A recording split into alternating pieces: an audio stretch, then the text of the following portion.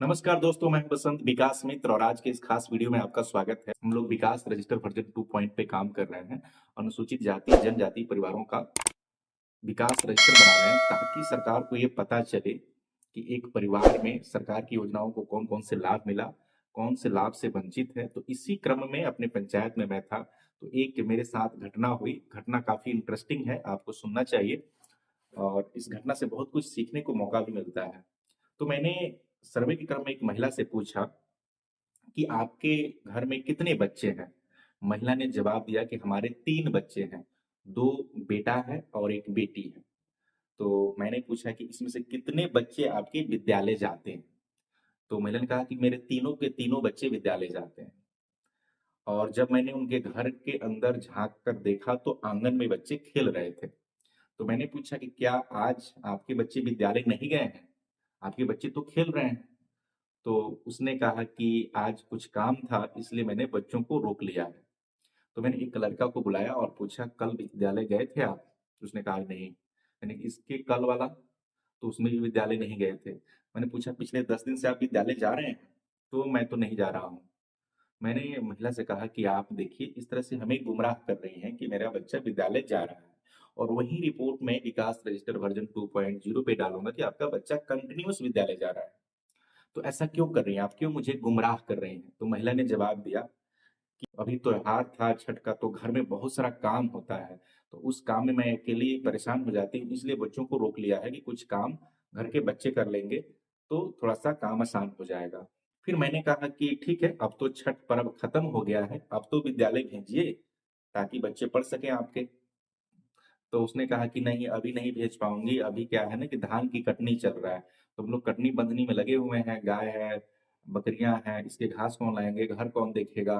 तो इसलिए बच्चों को रोक करके घर पे रख रही हूँ, मैं धान की कटनी कर रही हूँ, इसलिए बच्चे घर पे रह रहे हैं। मुझे अच्छा नहीं लगा।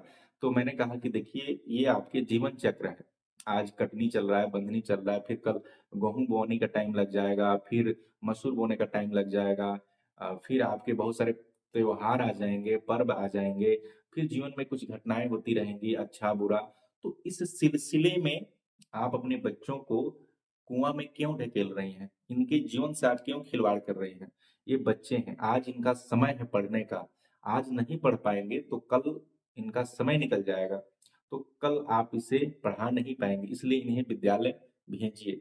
तो मैंने काफी तीखे स्वर में जवाब दिया कि आप सिर्फ ये पूछ रहे हैं कि बच्चे क्यों नहीं पढ़ने जाते हैं, क्यों नहीं जाते हैं। कभी आपने ये पूछा कि सरकारी स्कूल में पढ़ाई होता है? हम लोग गरीब आदमी हैं, कैसे पढ़ाएंगे बच्चों को?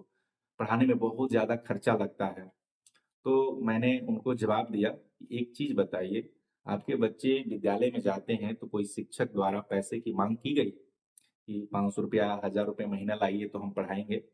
कोई मांगा आपसे? उसने कहा नहीं। और आपने ये कहा कि सरकारी विद्यालय में पढ़ाई नहीं होता है, तो क्या प्रूफ है आपके पास कि पढ़ाई नहीं होता है? क्योंकि कुछ लोगों ने ऐसे दिमाग में ये वायरस डाल दिया है कि सरकारी स्कूल में पढ़ाई नहीं होता है। अब इसका इम्पैक्ट एक गरीब परिवार पे जाके पड़ता है, क्योंकि गरीब आदमी ने वो बात सुन लिया कि पढ़ाई नहीं होता है, ज्यादा पढ़ाई प्राइवेट स्कूल में होता है, इसलिए आपके दिमाग में बैठा हुआ है। तो जब ये बात आपके दिमाग में बैठा है तो वही बातें, तो यही बातें आप अपने बच्चों को बताएंगे कि सरकारी स्कूल में पढ़ाई नहीं होता। जैसे आपने अभी मुझसे कहा आपके बच्चे ये बात सुन रहे हैं, तो उनके भी दिमाग में यही बात है कि सरकारी स्कूल में पढ़ाई नहीं होता है।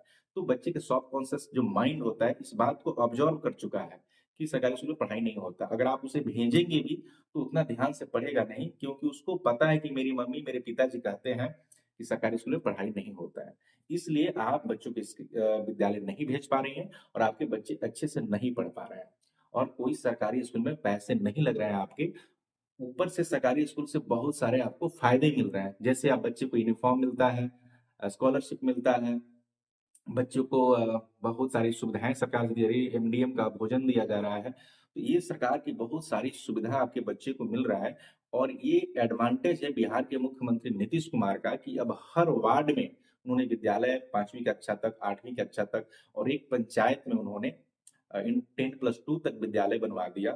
तो अब तो आपकी गरीबी आसान हो गई कि आप अपने बच्चों को 10+2 तक अपने पंचायत में पढ़ा सकती हैं, अपने गांव में पढ़ा सकती हैं। फिर भी इतनी निगेटिविटी ठीक नहीं है। अपने बच्चों को रोज विद्यालय भेजिए ताकि आपके बच्चे पढ़ सकें, और आपकी जो गरीबी है ना, आपके बच्चे निकाल देंगे जब वो पढ़ेंगे। शिक्षा व्यक्ति को बेहतर विकल्प ढूंढने के लिए अपॉर्चुनिटी देती है, और इस अपॉर्चुनिटी से बच्चे विकसित होंगे। तो ये जो आपकी गरीबी का रोना है, जो खेत में काम करना है, भैंस को देखना है, बकरियों को देखना है, ये निरंतर जीवन में चलता रहेगा। इसके पीछे अपने बच्चों की पढ़ाई बर्बाद मत कीजिए। आपके बच्चे पढ़ेंगे तो ये सारी समस्याओं का समाधान निकाल लेंगे।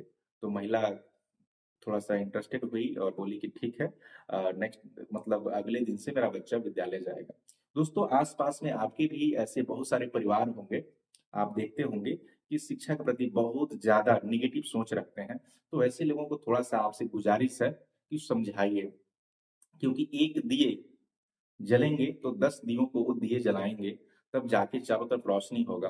तो इसलिए कम से कम अगर आप ये वीडियो मेरा देख रहे हैं, तो अपने आस-पास में बच्चों को कहिए कि पढ़ने जाएँ, और पढ़ने जा रहे बच्चों को देखकर ज़रूर मुस्कुराइए, ताकि उनको लगे कि हम कुछ अच्छा कर रहे हैं और वो मोटिवेट हो सकें और रोज़ विद्यालय जा सकें। तो इसी के साथ इस वीडियो में आपका बहुत-बहुत स्वागत, बहुत-बहुत धन्यवाद।